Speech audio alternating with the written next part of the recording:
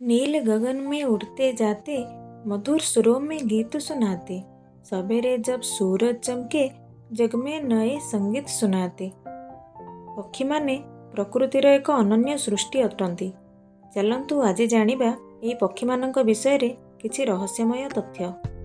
पक्षी मानकर पृथ्वीर चुंबकीय क्षेत्र अनुभव करिवार सामर्थ्य थाए, जहा फଳରେ सेमाने हजार हजार किलोमीटर यात्रा करिपारंती।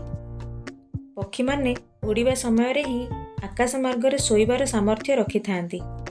एक पार्श्व आखि खोला रखी मध्य अधा मस्तिष्क जागृत करी शोई पारंती। पाणीपाग परिवर्तनर पूर्वानुमान पक्षी माने खूब भल भावे करि पारंती। कॉमन स्विफ्ट्स यह एकरी एक पक्षी जे कि उड़िबा समय रे खाई पारे, पानी मध्य पी पारे।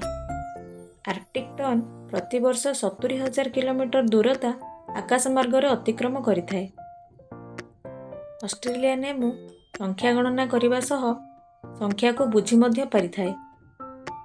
अमेरिकान गोल्डफिंच वर्ष अनुजाई निजर रंग बदलाई थाए।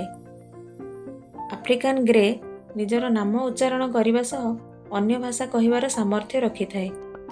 अल्बाट्रस नामक पक्षी 70 ରୁ 80 वर्ष पर्यंत बंची पारंती। एही पक्षी निज जीवनर 90% समय समुद्र ऊपर ही काटी थांती। मानाकिन एपरी एक पक्षी जे कि बाजा बजाई नाची पारे।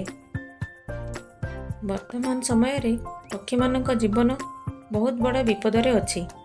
Climate change, deforestation, hunting, uses of pesticides, light pollution वर्तमान परिस्थिति रे पक्षी मानक जीवन प्रति विपद सृष्टि करी अछि। सुंदर आम पृथ्वी रे सुंदर एही जीवर रक्षा करबा कोन आम समस्तଙ୍କର उत्तरदायित्व नुहे कि?